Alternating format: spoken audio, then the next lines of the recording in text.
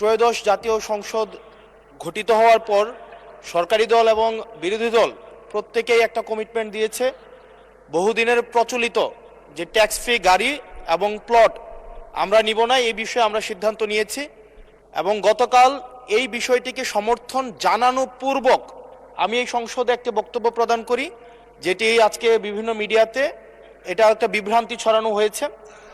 আমি আমার জায়গা থেকে যেই ট্যাক্স ফ্রি গাড়ি আমরা নিব না এবং প্লট এই সুবিধাটি যেটা আমরা নিব না, এই সিদ্ধান্ত সমর্থনপূর্বক আমি জানিয়েছি জেলা পরিষদের চেয়ারম্যান, উপজেলা পরিষদের চেয়ারম্যান, পৌর মেয়র, ডিসি, ইউনো, এসিল্যান্ড সহ অন্যান্য সরকারি অফিসার সরকারি কার্য পরিচালনা করার জন্য যেভাবে সরকারি একটি গাড়ি পেয়ে থাকে, ঠিক একই প্রক্রিয়ায় আমাদের যারা সংসদ সদস্য আছে তাদেরকে ঠিক একই প্রক্রিয়া একটি গাড়ি ব্যবহার করা দেয়া যায় কিনা সেটি আমি এই সংসদে আমি জানিয়েছিলাম।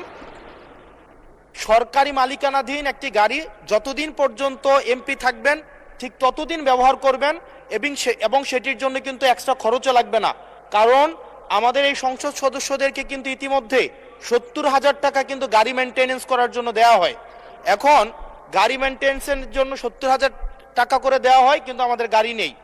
এখন আমার যে বক্তব্যটা সেটি হচ্ছে, গতকালের বক্তব্যে আমি কোনো ট্যাক্স ফ্রি গাড়ি চাইনি এবং ট্যাক্স ফ্রি যে প্লট এবং গাড়ির যে বিষয়টি রয়েছে সেটি অলরেডি এই সংসদের পুরো হাউস ঐক্যবদ্ধভাবে সিদ্ধান্ত নিয়েছে তারা এটি নেবে না, এবং এই ত্রয়োদশ জাতীয় সংসদের প্রত্যেকটি এমপি সেটির জন্য একটি অনন্য নজির স্থাপন করেছে।